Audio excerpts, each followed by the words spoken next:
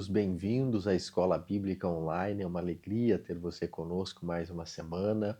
Estamos em face de finalizar o nosso trimestre e nós estamos gratos a Deus pela oportunidade que Ele tem nos concedido de, nesses 3 meses, estarmos falando sobre o Verbo que se fez carne.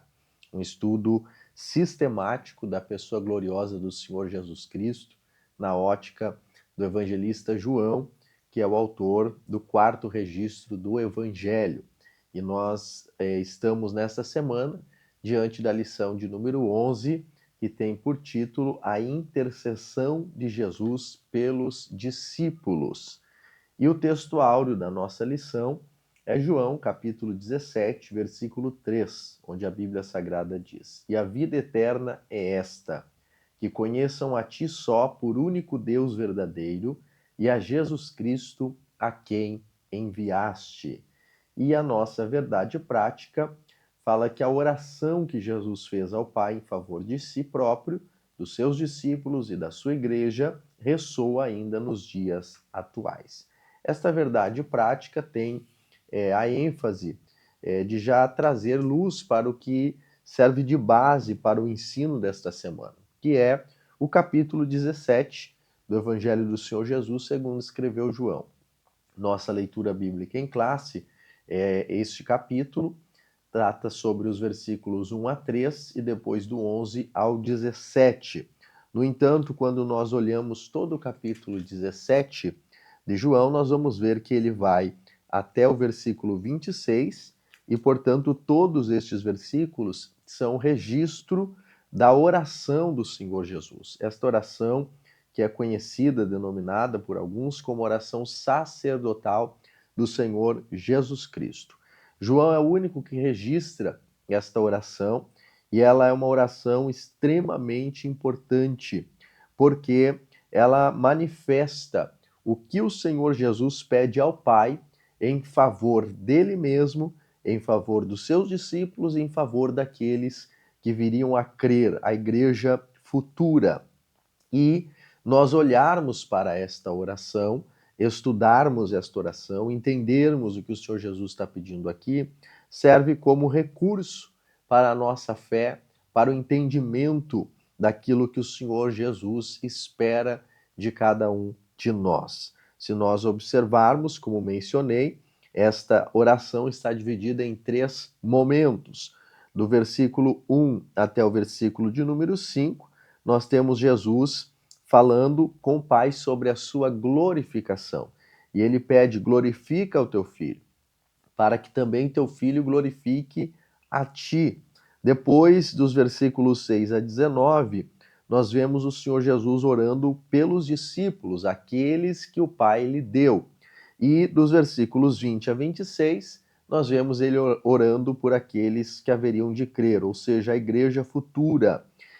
Nós vamos encontrar dentro dessas 3 categorias, dessas subdivisões da oração de Jesus, que nesses últimos 2 pontos, a oração pelos discípulos e a oração pela igreja futura, nós estamos contemplados.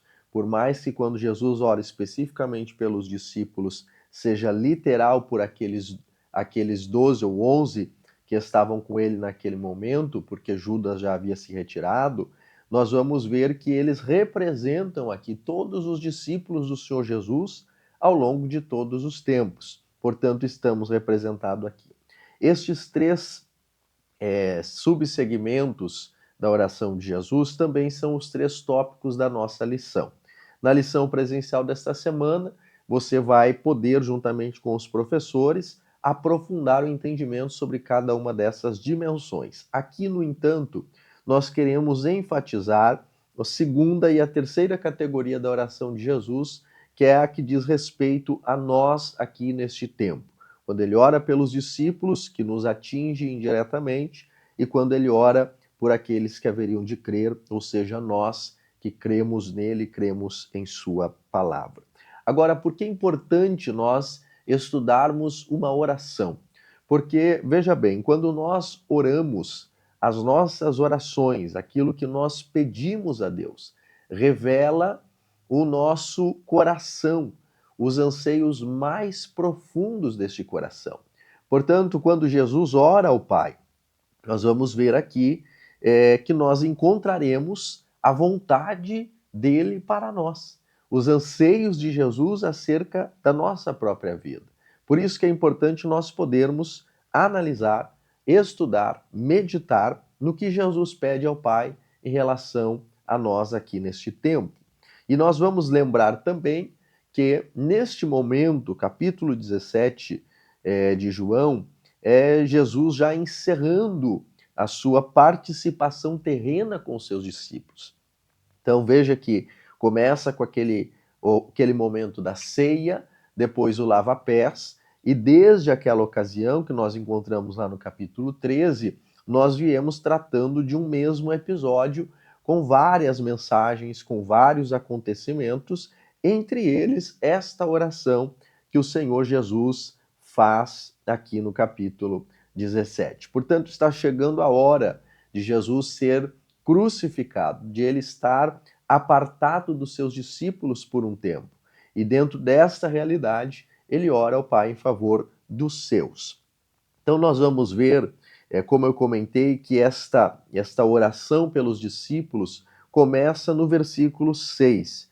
E se nós observarmos dos versículos 6 ao 8, Jesus não pede absolutamente nada, ele simplesmente esclarece quem são os seus discípulos. Então o verso 6 ele diz: manifestei o teu nome aos homens, que do mundo me deste, eram teus, e tu nos deste, e guardaram a tua palavra. Agora já tem conhecido que tudo quanto me deste provém de ti, porque lhes dei as palavras que me deste, e eles as receberam, e têm verdadeiramente conhecido que saí de ti, e creram que me enviastes. Ou seja, esses 3 versículos, do 6 ao 8, Jesus está simplesmente manifestando quem são os seus discípulos. E é importante nós olharmos para isso e entendermos que aqueles que Jesus classifica como discípulos são homens comuns.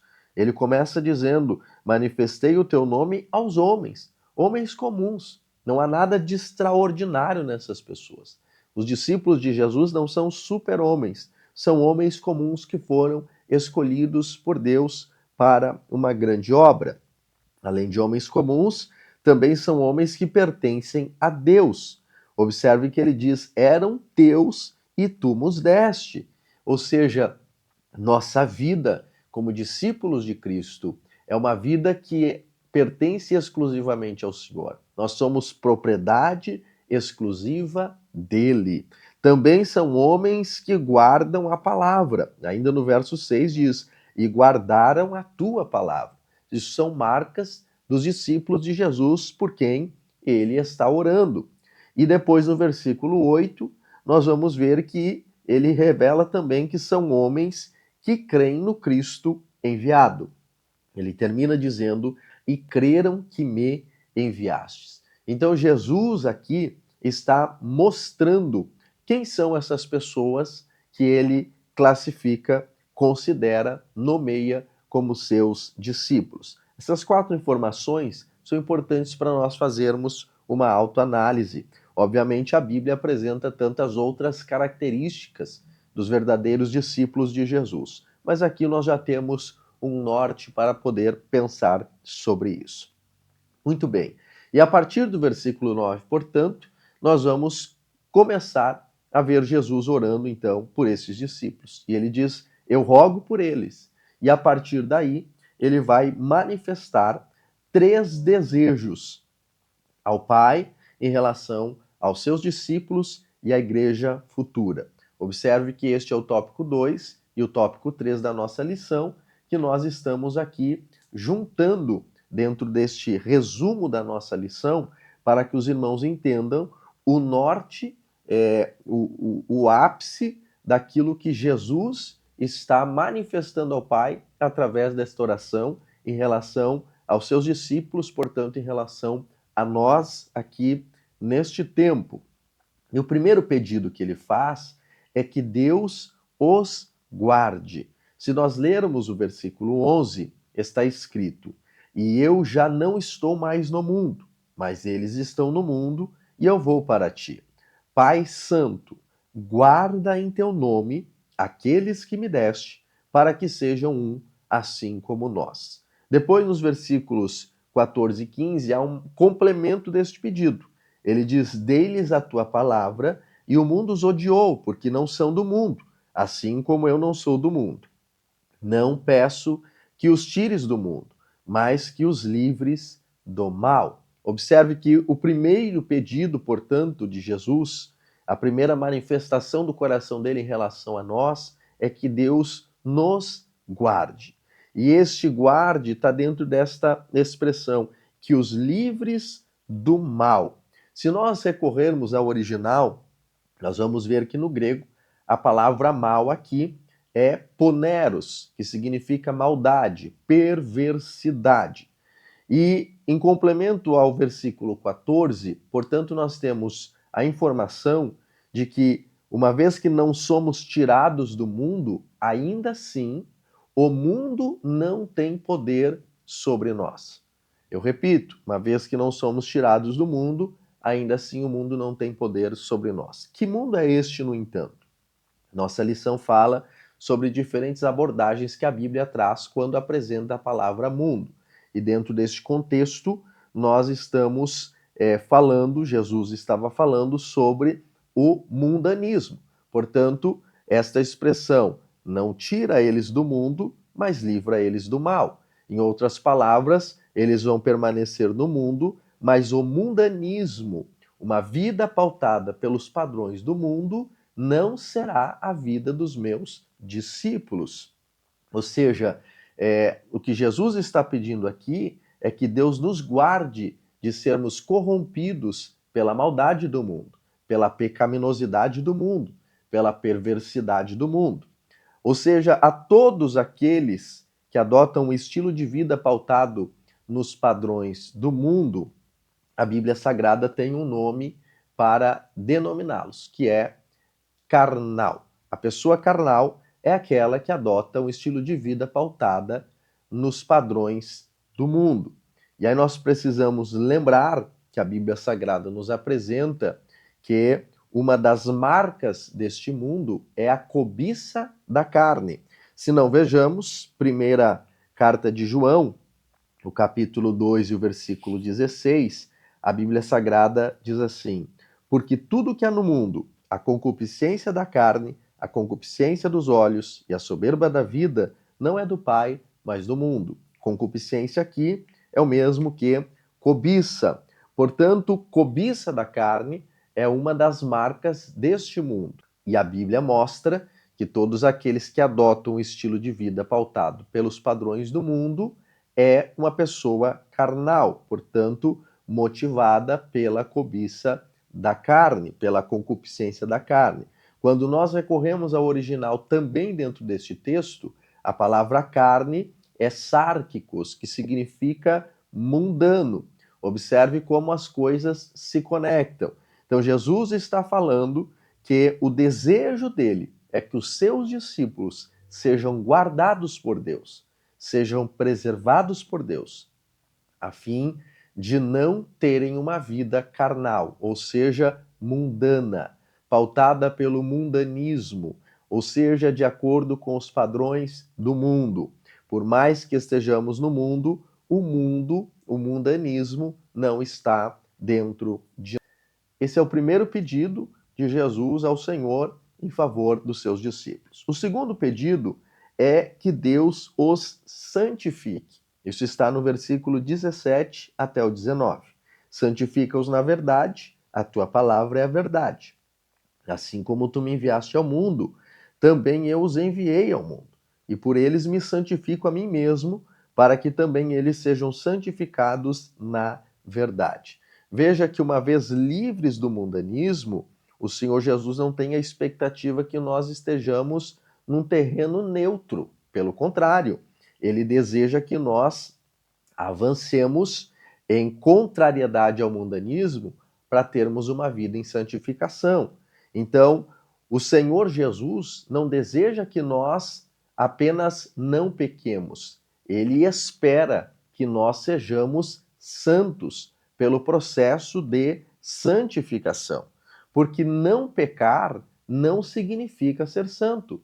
Tem muitas pessoas que vivem uma vida distante do pecado, que vivem uma vida afastada do pecado, mas não vivem uma vida em santificação, porque uma coisa não significa a outra.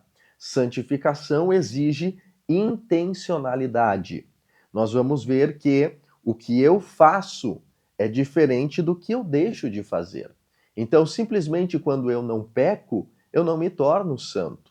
Para que eu viva um processo de santificação, é necessário que eu tenha intenção de viver este processo e me dedique a ele conforme a Bíblia Sagrada nos apresenta. Quando nós olhamos para a Bíblia, existe uma série de textos que nos apoiam no entendimento de um comportamento que busca a santificação, que está além de não pecar. Eu quero poder ler com os irmãos a primeira carta de Pedro, o capítulo 1, os versículos 13 a 16, onde Pedro nos dá, portanto, um direcionamento de como intencionalmente nós podemos viver em santificação. Veja o que diz: portanto, cingindo os lombos do vosso entendimento, sede sóbrios e esperai inteiramente na graça que se vos ofereceu na revelação de Jesus Cristo. Como filhos obedientes, não vos conformando com as concupiscências que antes havia em vossa ignorância. Mas como é santo aquele que vos chamou, sede vós também santos em toda a vossa maneira de viver. Porquanto está escrito: sede santos, porque eu sou santo. Este texto vai nos mostrar com muita clareza que há um comportamento intencional que está além do não pecar, para que nós possamos viver em santificação. Então, a primeira coisa que Pedro apresenta é que nós devemos nos lançar nos braços da graça. Ele diz: esperai inteiramente na graça que se vos ofereceu na revelação de Jesus Cristo. A graça de Deus é um recurso, é uma força habilitadora para nós vivermos uma vida de santificação. Lembremos-nos da carta de Paulo a Tito, capítulo 2, versículos 11 a seguir, onde ele diz: a graça se ha manifestado, trazendo salvação a todos os homens. E ele continua dizendo, ensinando-nos a renunciar à impiedade e às concupiscências mundanas e a viver neste tempo de forma sóbria, justa e piedosa. Veja que a graça não só salva, a graça também nos ensina a como viver de forma intencional uma vida em santificação. Então, o primeiro passo na intencionalidade de viver uma vida santa é se lançar nos braços da graça. Não podemos confiar na força do nosso braço, porque não temos esta capacidade em nós mesmos. Mas a graça de Deus nos capacita a viver em santificação. O segundo passo que Pedro apresenta neste texto é viver em obediência. Ele diz no versículo 14: como filhos obedientes, ou seja, há uma inclinação em obedecer. Esta inclinação em obedecer diz respeito ao nosso relacionamento com a palavra de Deus. Veja que o próprio Senhor Jesus diz: santifica-os na verdade. A tua palavra é a verdade. Quando nós temos uma vida pautada pela palavra, quando nós meditamos e praticamos, quando nós ouvimos e praticamos, quando nós estudamos e praticamos a palavra, portanto, nós estamos intencionalmente vivendo uma vida em santificação. E o terceiro passo que Pedro apresenta é se lançar em Jesus. Viver, permanecer, estar em Jesus, que é o nosso modelo de santificação. Por isso que ele diz: sede santos, porque eu sou santo. Jesus é a nossa referência. Então veja, irmãos, que o pedido de Jesus em relação à santificação dos seus filhos, dos seus discípulos, está relacionado a uma vida que vai além de não pecar. É uma vida que intencionalmente busca a santificação. E o terceiro e último pedido de Jesus, talvez o mais enfático, é este: que sejam um. Jesus ora ao Pai para que os seus filhos, os seus discípulos, vivam em unidade. E o padrão da unidade que Jesus apresenta é ele e o Pai, a relação entre o Pai e o Filho. Para os irmãos que acompanharam as lições do trimestre passado, nós falamos sobre a unidade do Pai com o Filho. E nós, naquela ocasião, vimos que, apesar de serem pessoas distintas, o Pai, o Filho e o Espírito Santo, eles participam da mesma substância. E Jesus pega este exemplo de unidade para dizer que o que ele espera dos seus filhos é que sejam um, assim como ele e o Pai são um. Ou seja, dentro da igreja, do conjunto congregacional que nós fazemos parte, do corpo de Cristo, nós vamos ser pessoas diferentes, mas precisamos ser participantes de uma mesma substância. Por isso que a Bíblia Sagrada apresenta que nós somos o corpo de Cristo, diferentes membros, com diferentes capacidades, com diferentes funções, mas o sangue que nos une é o mesmo. O DNA que corre entre nós é o mesmo. Nós somos feitos da mesma substância, um só corpo. Nós vamos ver que a razão de Jesus pedir pela unidade da igreja é o que ele apresenta no versículo 21. Para que todos sejam um, como tu, ó Pai, o és em mim e eu em ti. Que também eles sejam um em nós, para que o mundo creia que tu me enviastes. Este para quê revela o propósito de Jesus orar, desejar a nossa unidade. A unidade da igreja, a união dos filhos de Deus, é uma pregação poderosa para o mundo. Quando o mundo vê a igreja unida, no mesmo propósito, numa mesma visão, caminhando numa mesma direção, irmanados, nós vamos ser um testemunho vivo que o mundo vai enxergar e glorificar ao Pai. E até ser alcançado pelo Evangelho sem nós precisarmos abrir a boca. Então nós precisamos olhar para este desejo de Jesus e batalhar por esta unidade. E, portanto, irmãos, nós convidamos você para estar na lição presencial deste domingo.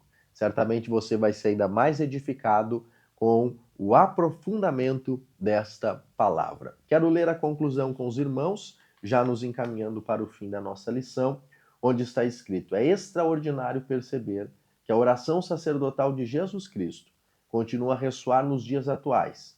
Fazemos parte do corpo de Cristo e esse privilégio deve manter-nos cientes da nossa função no reino de Deus. Por isso temos a responsabilidade de nos apresentar entusiasmados para testemunhar com coragem o Evangelho, revelando a obra que o Senhor Jesus realizou no Calvário. Que Deus te abençoe, que esta palavra sirva para a tua edificação e nos vemos na próxima semana.